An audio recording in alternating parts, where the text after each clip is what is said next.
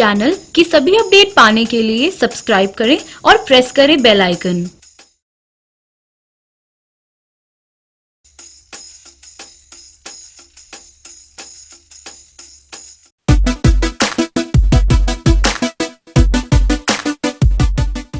Welcome to the another episode of Bazaar Bites with Sunil Miglani.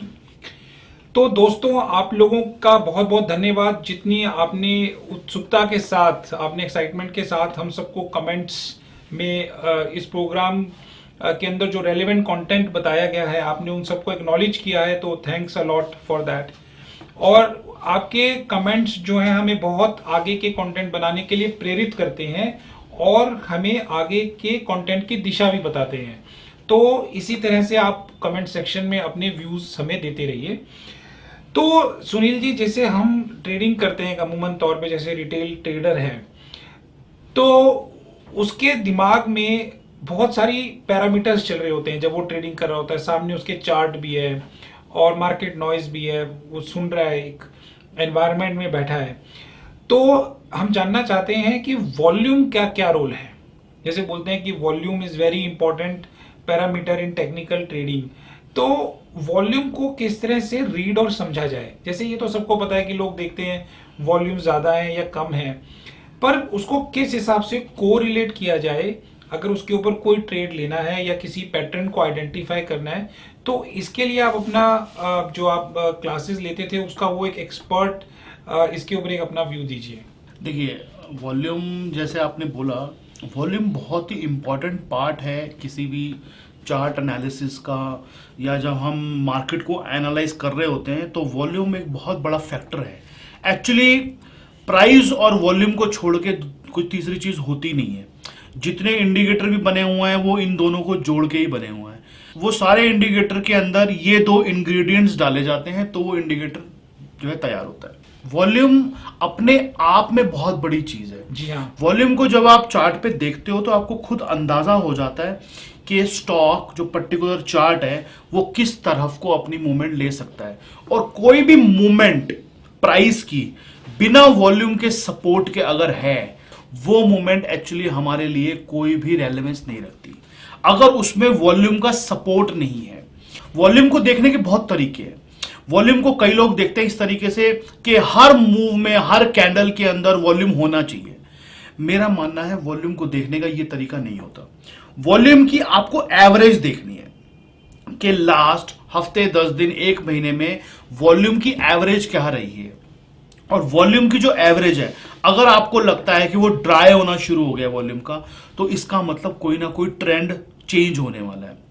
आपको 3-4 चीजें ध्यान में रखनी होती हैं जब आप वॉल्यूम की बात करते हो। हायर जब स्टॉक जा रहा है कोई ऊपर की तरफ और वॉल्यूम ड्राई हो रहे हैं, यानी वॉल्यूम नीचे की तरफ आ रहे हैं, वो टॉपिंग आउट का साइन है। सबसे बड़ा साइन है ये। प्राइस ऊपर जा रहा है और वॉल्यूम से सपोर्टेड नहीं है, वॉल्यूम्स नीचे, वॉल्यूम की एवरेज जो है वो नीचे की तरफ आ रही है। एक दिन के वॉल्यूम से फर्क नहीं पड़ता है, लेकिन वॉल्यूम की जो एवरेज है वो डाउन साइड पे जा रही है और प्राइस ऊपर की तरफ जा रहा है। जब भी ऐसा कॉम्बिनेशन हो, इसका मतलब वो जो स्टॉक ऊपर जा रहा है वो फॉल्स है, वो झूठा है, वो अप ट्रेंड जो है वो पीक होने वाला है, कहीं ना कहीं वो खत्म हो जाएगा। दूसरी बात, अगर प्राइस नीचे जा रहा है और वॉल्यूम हायर साइड पे है, प्राइस जो है डाउन साइड पे है और वॉल्यूम हायर साइड पे है, इसका मतलब वो ट्रेंड एक्सटेंड हो रहा है। वॉल्यूम जब भी ज्यादा होंगे किसी भी चीज में, वो ट्रेंड के बढ़ने का साइन है। ट्रेंड उस तरफ एक्सेलरेट हो सकता है, मतलब इंटेंस हो रहा है, इंटेंस हो रहा है। वॉल्यूम का ड्राई होना ट्रेंड चेंज का साइन है और वॉल्यूम का बढ़ना ट्रेंड के एक्सटेंशन का साइन है। ट्रेंड बढ़ सकता है वहां से और ज्यादा हैवी हो सकता है वो ट्रेंड जो आपको लग रहा है। कई बार ऐसा होता है, हम देखते हैं कि स्टॉक नीचे आ रहा है और लोग सोचते हैं चलो बॉटम बनने वाली है, लेकिन हम वहां देखते हैं वॉल्यूम इंक्रीज हो रहे हैं। वॉल्यूम इंक्रीज हो रहे हैं और प्राइस नीचे आ रहा है, इसका मतलब है अभी वो ट्रेंड शुरू हुआ है, खत्म नहीं हुआ है। प्राइस नीचे आ रहा है और वॉल्यूम ड्राई हो रहा है, अगर ऐसा होता है अब वो बॉटम बनने के पास है इसका। जी हाँ। तो दो सूरतें हैं आपके सामने, प्राइस ऊपर जा रहा है और प्राइस नीचे आ रहा है। दोनों सूरतों में अगर वॉल्यूम कम हो रहा है तो इसका मतलब वो ट्रेंड चेंज होने वाला है, आइदर अप और डाउन। चार्ट आपकी स्क्रीन पे आ रहे हैं, आप देख सकते हो कि जब भी स्टॉक ऊपर जा रहा है और वॉल्यूम ड्राई होते हैं, वो चार्ट धीरे धीरे घूम जाता है। स्टॉक नीचे जा रहा है, ड्राई होते हैं वॉल्यूम, वो चार्ट धीरे धीरे ऊपर की तरफ घूम जाता है। वॉल्यूम ड्राई नहीं होने चाहिए। वॉल्यूम का सपोर्ट अगर ट्रेंड में नहीं है तो वो ट्रेंड आज नहीं तो कल खत्म हो जाएगा। तो वॉल्यूम के बारे में दो चीजें ध्यान रखने वाली हैं कि आइसोलेशन में एक दिन के वॉल्यूम से कोई फर्क नहीं पड़ता, आपको वॉल्यूम की एवरेज देखनी है थोड़ी सी, और अच्छे ट्रेंड के लिए, अच्छे ट्रेंड के सस्टेन होने के लिए अच्छा वॉल्यूम चाहिए, एवरेज चाहिए, उसकी वॉल्यूम की एवरेज ऊपर की तरफ जा रही हो। अगर वॉल्यूम की एवरेज नीचे की तरफ आ रही है तो वो ट्रेंड खत्म होने की कगार पे है। अब एक और नेक्स्ट आइटम आता है जो काफी लोग हमें पूछते हैं कि जैसे किसी का पोर्टफोलियो साइज है लेट्स से 5 लाख रुपीस का, तो अब जैसे वो ट्रेड बना रहे हैं अपना, तो उनको कितना रिजर्व रखना चाहिए अपने ट्रेडिंग कैपिटल में कि वो अपने डिसिप्लिन को फॉलो कर पाए। अगर बहुत ज्यादा ट्रेडिंग कैपिटल अगर डीमैट अकाउंट में दिखेगा तो वो उनको प्रोवोक कर सकता है ट्रेडिंग लेने के लिए।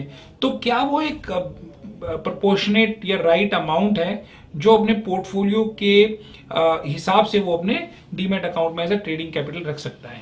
देखिए, ट्रेडिंग करने के लिए जैसे हमने कहा है पहले कि ट्रेडिंग करने के लिए आपको शुरू में थोड़ा सा पहले सीखने की जरूरत होती है, और फिर भी आपको अगर आ गई है ट्रेडिंग करनी, तो मुझे ऐसा लगता है आपको अपने पोर्टफोलियो साइज के 20-25% से ज्यादा पैसे ट्रेडिंग अकाउंट में नहीं रखने चाहिए, जिससे आपको ट्रेडिंग करनी है। सिर्फ आपको 20-25% से ज्यादा पैसों से ट्रेडिंग नहीं करनी है अपने टोटल साइज के पोर्टफोलियो के, क्योंकि उसके अंदर, उस 20% पैसे के अंदर लॉस होने के चांसेस हैं।